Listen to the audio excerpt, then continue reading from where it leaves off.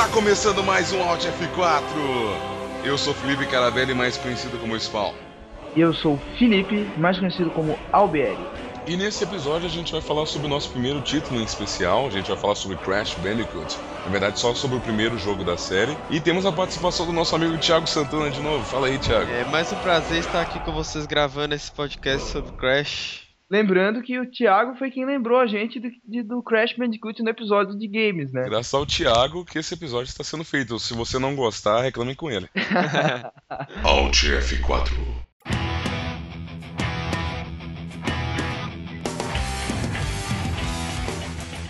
O Crash Bandicoot, o primeiro jogo da série pro PlayStation 1, foi um jogo lançado em 96. Ele foi criado pelo Andy Gavin e pelo Jason Rubin, que eram da empresa Naughty Dog. Esse é um dos poucos jogos que a gente pode dizer que causa um transe psicótico no jogador, cara. Pelo que eu lembro, foi uma parceria da própria Naughty Dog com a Sony, né? Pra lançar isso. É verdade, por isso mesmo que o Crash ele foi por muito tempo um exclusivo do PlayStation. Mas hoje ele é publicado pela Activision em vários outros consoles. Tem jogo do Crash no Xbox, tem ainda no PlayStation, em jogos, consoles da Nintendo também. O Crash também tem pra celular, iPhone, iTouch, iPod. Pra tudo, né, cara? Arcade, tudo sem imaginar.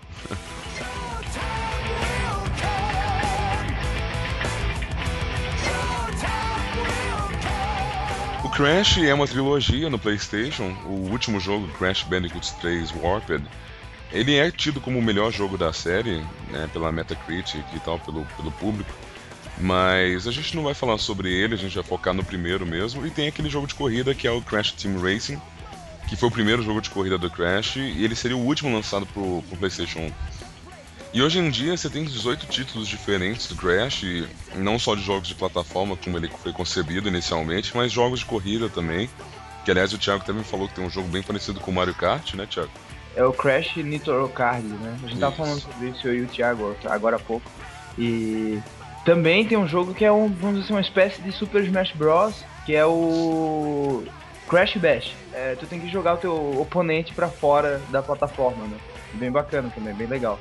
Mas, como eu disse, ele foi concebido como um jogo de plataforma mesmo. E ele tem, cara, elementos clássicos de você pular em cima de inimigo, você tem que ter timing pra você pular entre as plataformas quebram. É tudo que você tem num jogo de plataforma, ele traz e, cara, faz muito bem. Mas por isso ele não foi um jogo muito inovador nesse aspecto de gameplay, mas com certeza no aspecto visual dele. Uma coisa que faz ele ser um bom jogo, digamos que ele é meio que uma cópia do Donkey Kong e do Mario, que é um jogo que todo mundo gostou. Verdade, é verdade. E isso faz com que ele seja atraente para todos os públicos.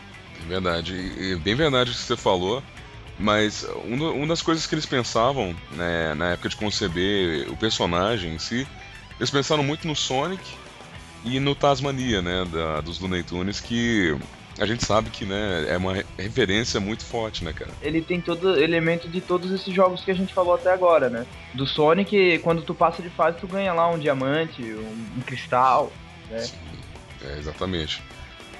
E no Sonic é só uma esmeralda. A mesma ideia que eles pegaram pra criar um jogo que não seria... é inovador, mas é, digamos, carismático com todas as pessoas. É verdade, o Felipe até falou no episódio de jogos que o Crash é o mascote do PlayStation, né, cara? Eles receberam uma plataforma de desenvolvimento do PlayStation antes do PlayStation ser lançado, e com isso eles puderam fazer um mascote para o PlayStation competir com os outros consoles. Esse mascote foi criado para competir com o Sonic, o Mario, o Donkey Kong. Não, vamos falar da história, né, cara, do conceito do personagem em si, né? O jogador controla o protagonista. E ele é um Bandicoot, né, cara? Que é uma espécie de roedor, ou parece pelo menos um roedor da Austrália. Parece um esquilo, né, cara? Eu não sei. Esquilo esquisito. Aliás, os animais mais esquisitos no mundo são da Austrália, né, cara? Eles não se deram nem o trabalho de traduzir essa raça e tal, porque é uma raça só de lá mesmo. É bem específico e... Aliás, essa raça também tá em perigo de extinção. Tá quase... Tudo na Austrália tá em perigo de extinção, né, cara? Verdade. Pra mim o Crash parece ser mais uma raposa e não essa coisa que ele é. Quando eu era criança eu achava que era uma raposa também, cara. Ele é muito semelhante com a raposa. Parece um pouco mesmo. Até as cores, assim. Eu achava que ele era um lobo, né? Tipo,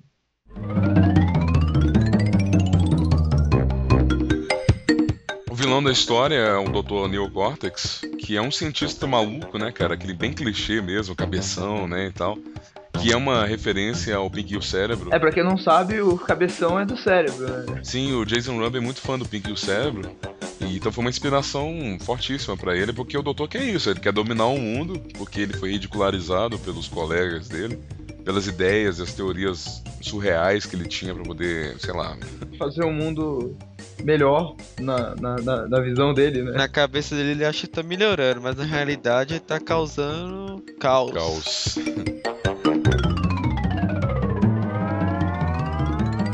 E, bom, ele ficou putinho, né, cara? Então vamos pra uma ilha lá na puta que pariu da Austrália, vamos fazer um exército aí de bestas mutantes aí e tal. Vamos conquistar o mundo agora, né, cara? Por que não? E daí que surge o Crash, né? Ele é uma dessas bestas mutantes aí Sim. que deu um pouco errado porque ele se voltou contra o criador, né, cara? Ele recebeu o raio Evolve Ray, que transforma esses animais em criaturas com super força. Só que ele foi uma dessas cobaias que resistiu à parada de controlar a mente dele e o tempo todo ele tá tentando salvar a ilha lá do mal, né, que o Neo Cortex tá fazendo. E quer salvar a namorada dele, que é uma outra Bandicoot, a Talna, que vai ser usada nesse experimento que ele passou também. Então, o Evolve Ray né, o nome é um raio evolutivo, mais ou menos isso. Uma das coisas que fez ele se voltar contra o seu criador é o fato de ter capturado a namorada dele. E isso pode dizer que a história se caminha como se fosse a do Mario, que ele tem que salvar a princesa e o Crash tem que salvar a sua namorada. É a minha ideia. E, consequentemente, pra salvar sua namorada, ele acaba salvando o ambiente onde eles vivem. Uma curiosidade é que o Crash, ele inicialmente não era pra ser um Bandicoot, ele foi relacionado com outros animais da Austrália também, como o Wombat. E o nome do personagem inicial era Willy the Wombat. Só que os caras acharam que o nome era idiota, era meio bobo e tal, e era meio que um nome temporário, assim, até eles decidirem qual que seria o personagem, qual animal seria o escolhido, né, de fato. Tu vai até a estética do nome é parecida com a do Sonic, né? Sonic the Hedgehog, né? Que é o porco-espinho. Sim. Porém, embora ele seja um Bandicoot, ele parece muito mais com o demônio da Tasmânia, né, cara? No jogo, quando ele vai destruir alguma coisa, ele destrói girando. Sim, ele não é só parecido fisicamente, mas digamos assim, na personalidade dele também. E quando ele pega aquelas máscaras, né? Ele faz Tuguló! O Taz é resmungão também, né, cara? O Taz é... Faz igual o Schwarzenegger aí, Felipe. Imagina o Schwarzenegger de Taz, né, cara?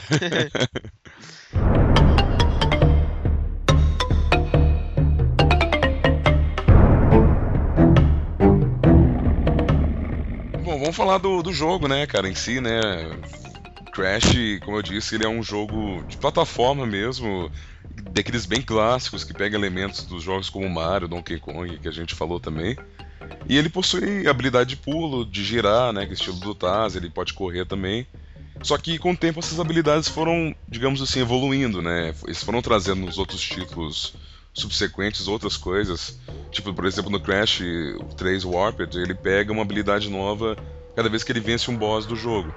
Mas esse primeiro ele é bem limitado nesse sentido. Ele lembra bastante o Mario 64 nisso, porque tu pode pular, daí de cima se jogar de barriga no chão, girar, pular e girar. Ele é um personagem muito expressivo, na minha opinião. Ele é mais expressivo até que o Mario, que o Donkey Kong. Ele tá o tempo todo, parece que ele é louco, assim, fica mexendo o tempo todo.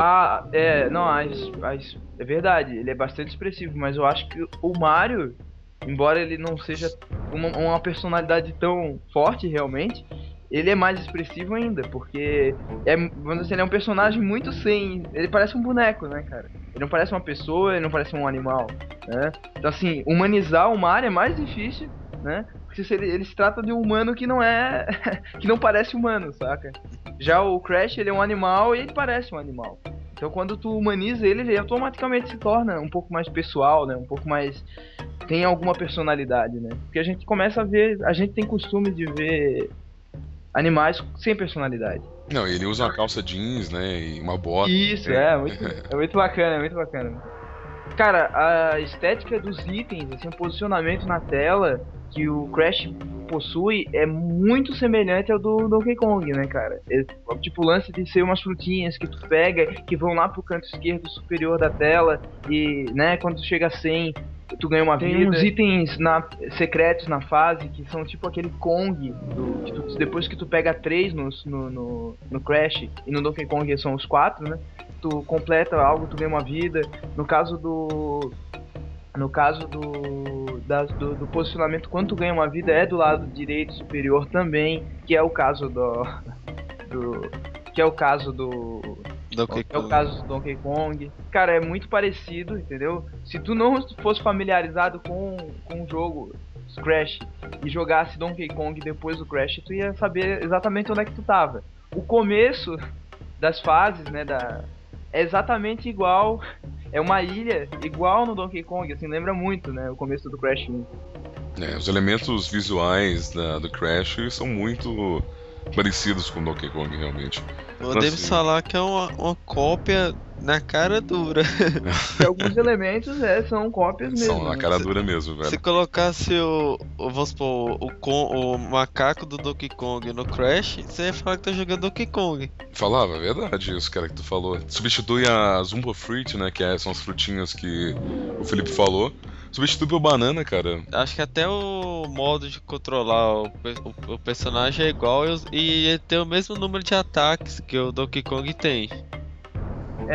E é verdade, é muita coisa muito parecida mesmo, né? Em vez de girar lateralmente, ele gira pra frente, né? No caso do Donkey Kong, né? Da estrela, sei lá. Tem uma outra coisa que eu esqueci de falar sobre o bônus, né? O bônus no meio da fase que tem no Donkey Kong é exatamente igual no Crash. E nesses bônus tu pega uns cristais que são necessários pra te habilitar umas outras fases, né, cara? Que é bacana, assim, é bem legal. A ideia é que tem no Donkey Kong também. Se você quebrar as caixas da fase, todas as caixas, você ganha uma gema no final da fase também.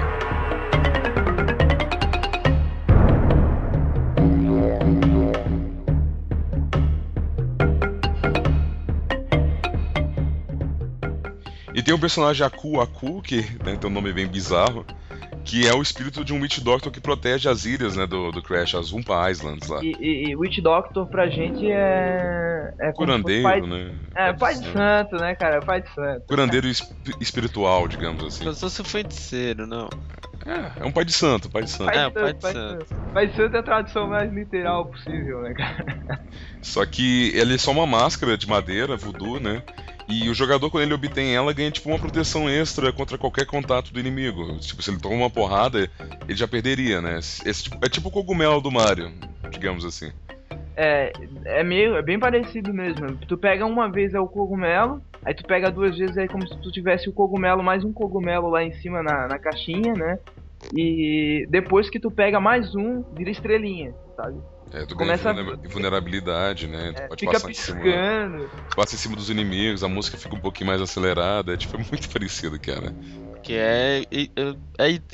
entende que a música fica mais rápida, o personagem pisca igual ao do Mario. Pode passar por cima dos inimigos, né? Ele fica invulnerável em questão dos inimigos, igual você falou. Só faltou voar. Como num jogo 3D a mecânica de voar é complicada, é difícil, né?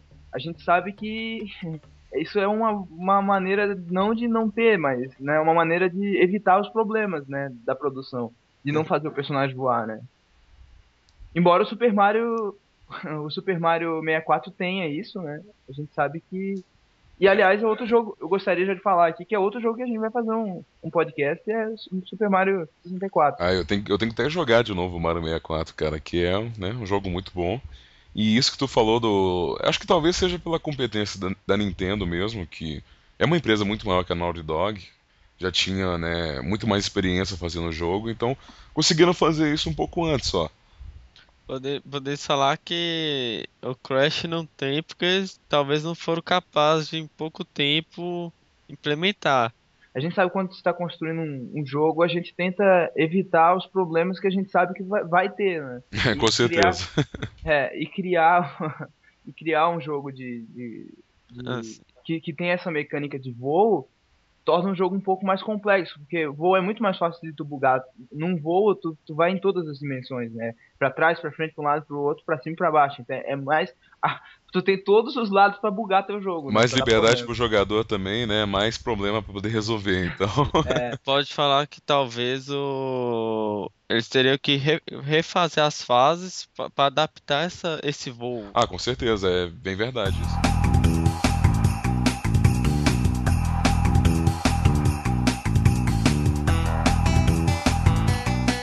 Um dos elementos abundantes do Crash são as caixas do jogo, né, cara? Tipo, tem as caixas de TNT, né, dinamite, tem caixa de nitro, né, que são aquelas que explodem quando ele encosta.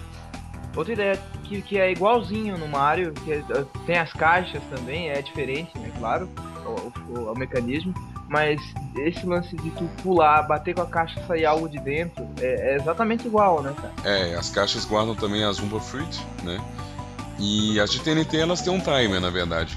Quando o jogador encosta, elas ficam com um contador, né, nas faces da caixa que vai indicar ao jogador o tempo que vai demorar para explodir. E isso é um elemento do gameplay, porque em alguns momentos você tem que acionar essas caixas para poder você, digamos assim, liberar o caminho, né, para você seguir no jogo. Então é um conceito bem bacana, assim, de ao invés de utilizá-la só para dar dano ao jogador, ela também funciona como um artifício, né, para poder ser Um trigger, passar, né? Um gatilho para outros eventos no jogo. Vale lembrar que a de nitroglicerina ela explode sozinha também, né? Uma coisa que pode lembrar é que no Donkey Kong já tem aqueles barrilzinhos que tem contagem de tempo para arremessar o carinha. Aí pode ser mais uma ideia que seja pega de outro jogo. Verdade, no Donkey Kong 3 ele tem essas caixas, esses barris que eles têm um contador, se eu não me engano, de 3 segundos, daí tu né, tem que calcular o tempo pra pular antes de um pro outro, né? Tem a caixa também, ela tem vida dentro dela, né? As vidas pra jogar de novo, e tem as que tem pontos de exclamação que servem para poder você habilitar alguma caixa invisível, né, na fase, né, liberar mais caminhos, né, lugares secretos e tal. E tem a caixa com C, que tem no Donkey Kong também, né? Sim, que seria aquele barril com estrelas, a mesma ideia. É, a mesma coisa, a mesma ideia.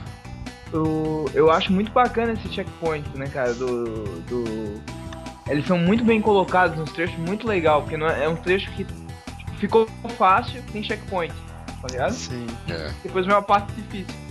Porque quando o jogador perde todas as vidas, ele tem que começar a fase do começo, né, de novo. Tem password no jogo, né, mas o jogo também utiliza a tecnologia do memory card para poder salvar o mundo que você tava, né, qual ponto do jogo que você tava. Ou não usa? É só password. Aí não sei. Usa memory card pra salvar. Só pra que password, então? Pra quem não tem memory card. Tá certo. Eu tinha 2 memory cards e um deles era um memory card com 60 blocos. Sim. Tá ligado? E eu tinha os 2 cheios, sabe por quê? Eu tinha 2 saves de Diablo. Os 2 saves de Diablo já. Um save do Diablo é um memory card inteiro, tu sabe disso? É verdade. É foda isso. São 15 blocos. Eu tinha 2 memory cards, um era de 12 ou 15 e o outro era de 60. E o de 60, cara, tava lotado já. E o de 12 eu tinha o quê? Um slot, 2 slots. Então pra jogar, às vezes um jogo faltava. O memory card, velho, se eu pensar bem, é como se fosse um pendrive, não é? Hoje a gente tem os HDs nos videogames, mas você pode utilizar o pendrive para salvar os seus jogos também, como se fosse um memory card. Momento curiosidade.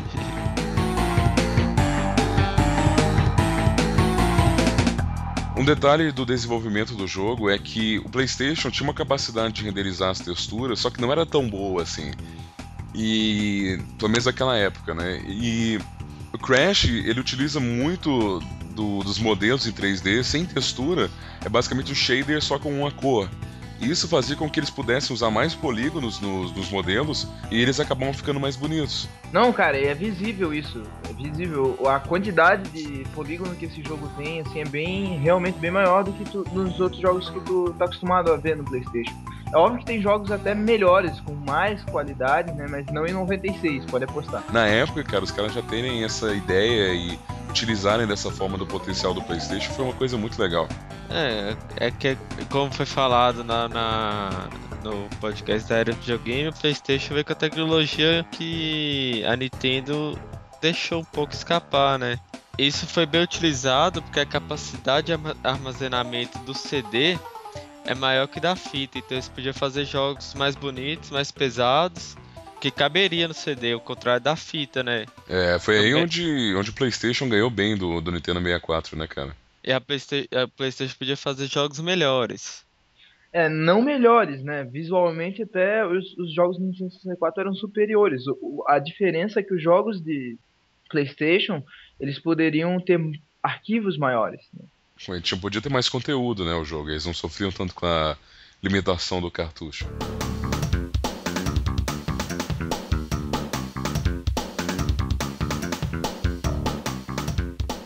Apesar disso, o Crash, como ele foi um dos primeiros jogos do PlayStation, ele sofreu um pouco com o level design dele ter muitas áreas vazias, porque a capacidade do PlayStation de renderizar tantas coisas assim na tela, inimigos, né, objetos e tal, ainda não tava, tipo, lá ainda, né? Então, essas áreas vazias, elas tinham muito mais caixas, né? Tinham outras coisas para os jogadores meio que perder um tempinho ali, né? E foi uma solução deles, né, colocar essas frutas, né, que eram basicamente texturas 3D renderizadas. Só que, pô, os caras viram que isso não era muito divertido, né? Tipo, coletar itens é legal, mas tem um limite, né? E aí depois que eles foram criar essas caixas de TNT, caixa de nitroglicerina, essas outras paradas aí. Eu acho interessante a gente olhar pelo ponto de vista seguinte. Todo console tem limitações, né? Os nossos de hoje também têm limitações. Só que o visual, ele é muito mais preciso. Ele é muito mais perfeccionista, né? Então, assim, a gente nota defeitos ainda, é claro que nota. A gente não tá limitado ao super realismo, né? Só que a gente vê muita coisa, né? Muita coisa bacana por conta dessa evolução. A gente vê os videogames hoje e não percebe que eles também têm esses mesmos limites, só que o limite foi aumentado, né? Só que é os mesmos limitações. Hoje o videogame também tem problema em renderizar uma quantidade de imagem. O videogame hoje também tem dificuldade em fazer várias coisas que naquela época faziam, só que a dificuldade é menor. Um exemplo disso é que muita gente acha que, por exemplo, os detalhes que tem no jogo de hoje em dia, tipo um Crysis da vida, alguma coisa assim que é muito, né, realista, muitas daquelas coisas são texturas, cara. Tipo, de longe os caras não veem, né, a quantidade de detalhe que tá faltando ali. Algumas coisas renderizadas no fundo, que tem no Crash também, utiliza essa mesma ideia. São, tipo, como se fosse um papelão, assim, pra esconder a falta de capacidade do jogo de ter um ambiente mais completo, né, mais poderoso. Pode dizer que é uma ilusão de ótica pro jogador. Sim, e é. E é mesmo. Esses lances deles fazerem esse background que o Felipe falou, com na verdade uma textura gigante por trás da fase, isso é usado até hoje em jogos atuais, né? Não só no background, mas em objetos também, que você pode imaginar que um personagem de longe, não, até de perto, porque um personagem, por exemplo, vamos lá, Assassin's Creed, que é um personagem que tem muitos detalhes na roupa, né, no visual dele, mas é um modelo de pouquíssimos polígonos. A maior parte do detalhe ali tá na textura e muita gente não sabe disso. Ah, sim, verdade. Como tu falou, no Crash já tá indo no caminho contrário, né? O Crash, os caras deixaram a textura de lado para fazer um modelo mais poligonal e dar mais forma, né, do que textura. Eles utilizaram esse conceito mais realmente no fundo, né, no cenário em si, mas até mais pela falta de capacidade da época mesmo de poder fazer isso. Que era uma coisa nova e tal.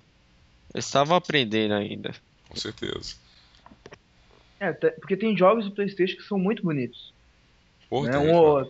Com certeza. O Tomb Raider é um jogo muito bonito. O Metal Gear, né, pô? Metal Gear eu acho que é o mais bonito. Metal Gear já foi lançado mais no final, né, da geração do PlayStation. É de 98. Já é depois que já tinha PlayStation 2, pô.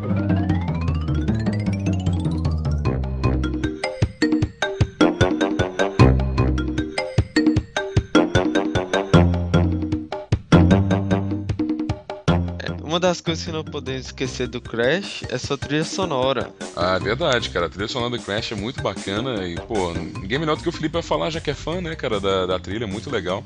Não só fã da trilha sonora, como do jogo, né, cara? Pô, o jogo é fantástico. E pouca gente sabe que o bacana dessa trilha sonora é a orquestração dela, né, cara? Foi usado, né, por mais que sejam instrumentos digitais, né, feitos timbre mais de teclado do que do instrumento real, eles botaram vários instrumentos que lembram a selva, né? Eles botaram marimba, didgeridoo. O didgeridoo, pra quem não conhece, é um instrumento aborígene, né, da região da Austrália. E ele é um instrumento de sopro, com som horrível. Quem foi no Outback já viu que tem lá de enfeite, né, de decoração do restaurante. E a marimba é aquele instrumento que é um teclado, né, que as pessoas tocam com baqueta, né, umas baquetas com uma bolinha na ponta, se chama mallet, né, e é um instrumento de madeira, né, um teclado de madeira. E o posicionamento das teclas é idêntico ao do piano, então praticamente todo percussionista sabe tocar piano, e o piano é considerado um instrumento de percussão. E na trilha sonora do Crash tem piano também, claro, tem cordas, tem um monte de instrumentos, mas eles focaram de ter esses instrumentos da selva aí, do Yamarimba, que são os que mais aparecem, né? O que tá mais em evidência, com certeza, são esse estilo de música mais tribal, né? Para o cara se sentir na atmosfera do jogo, né? Da ideia, do conceito. Essa marimba é aquele que você toca com as baquetas, com os negócios mais grossos na ponta ou não? Isso, com as bolinhas na ponta. Com as bolinhas na ponta? E essa trilha sonora foi composta por dois grandes compositores, que foi o Mutato Musica e o mais engraçado é que o cara tem música no nome, né? E o Josh Mansell. Caralho. E foi muito bacana essa trilha, né? Quem aconselho as pessoas a escutar. A gente já usou essa trilha no nosso episódio, o número 1, enquanto a gente tava falando do Crash. E só isso que eu tenho pra falar. E vale lembrar também que esses caras aí, o Mutato Musica e o Josh Mansell, eles participaram da composição de todas as trilhas dos 4 jogos do PlayStation, do Crash. Só que depois que mudou a produtora, eles, né, saíram também. E vários outros entrariam para poder compor, né, junto com essas mudanças de produtora.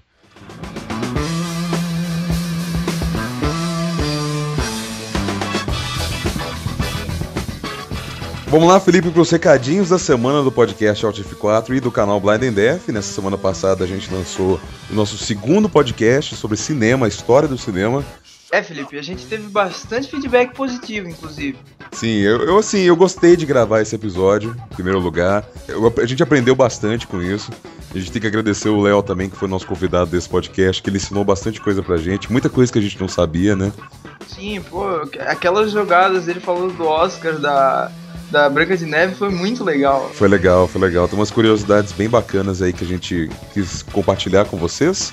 E a gente sabe que foi um episódio grande de novo, porque era um resumo da história do cinema. A gente queria tratar esse assunto de uma vez, pra gente justamente estar podendo fazer episódios separados, né, de filmes que a gente gosta. E falando em filmes que a gente gosta, a gente tentou falar os mais icônicos, né, os mais representativos, mas a gente quis também falar de alguns que a gente gosta. Então talvez eles não sejam tão importantes assim, mas a gente quis falar do que a gente tem conhecimento também.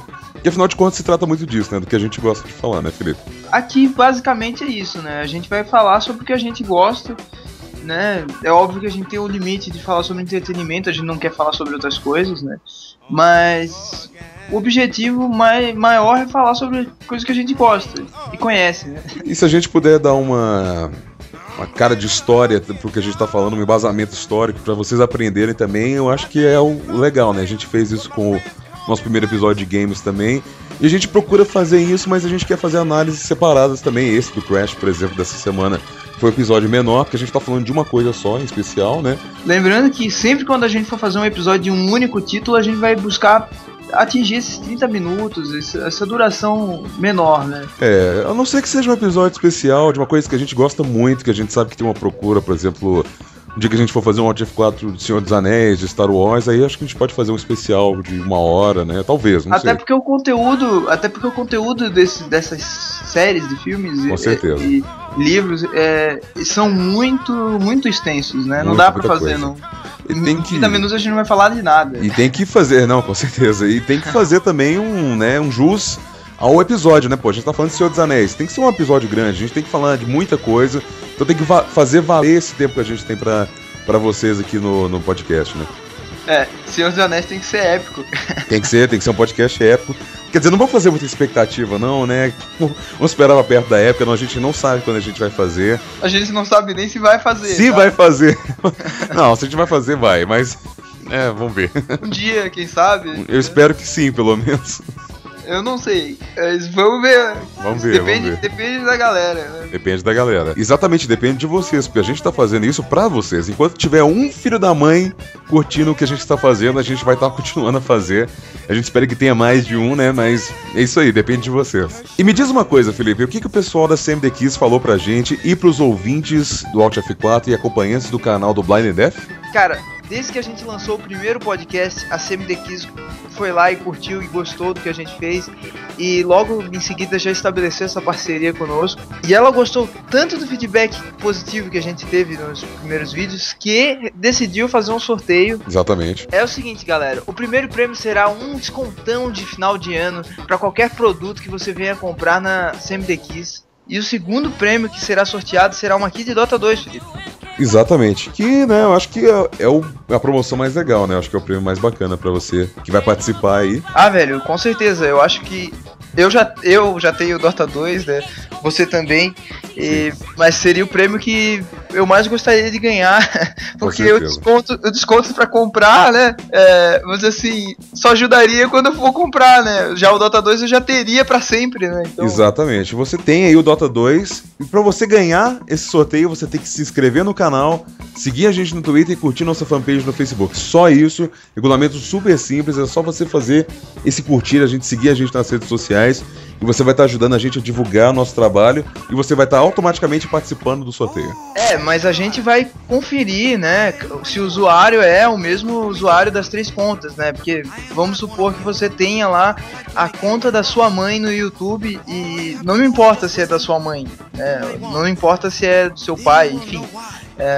O que importa é o seguinte, você vai ter que confirmar as 3 contas. A gente vai mandar uma mensagem, um código, você vai ter que mandar pra gente responder, né, o nosso e-mail com as 3 mensagens pra saber que é você, pra gente saber que é você, né? Exatamente, então você tem que confirmar que é você, senão não tá valendo, hein? E pra você que tá participando da promoção de desconto, você vai estar participando automaticamente também da promoção de Dota 2, então você pode ganhar as 2 promoções, mesmo tendo ganhado a primeira e tal, vai estar valendo do mesmo jeito. Com certeza. E na nossa fanpage do Facebook vai estar o link pra você se inscrever no sorteio. Lembrando que vai ser pelo sorteio.me, que é uma ferramenta do Twitter, e que a gente não tem nada a ver com o processo de sorteio, e que a gente não vai manipular esse tipo de coisa, né? Porque tem muita gente que vai dizer, não... Os caras escolheram o amigo deles aí. Nossos amigos todos já têm key de Dota 2, os que são nossos amigos jogam conosco, felizmente. Uhum. Então não precisam, né? Então, se você quer, pode confiar, vai ser um sorteio. Pode se inscrever e torcer pra ganhar. A gente não sabe a data exatamente ainda de quando vão ser os sorteios, mas fiquem ligados nas redes sociais que a gente vai postar no Twitter e na fanpage do Facebook o link exatamente como o Felipe falou para vocês começarem na promoção, certo? Certo. A gente sabe que vai ser lá pro final de novembro e começo de dezembro que vão acontecer esses sorteios. E não deixem de se inscrever no canal do YouTube, porque é importante, da mesma forma, se você não quiser participar da promoção, se você vai estar participando de qualquer jeito, se você se inscrever nas 3 redes sociais, mas você ajuda a gente a divulgar nosso trabalho, certo? Certo.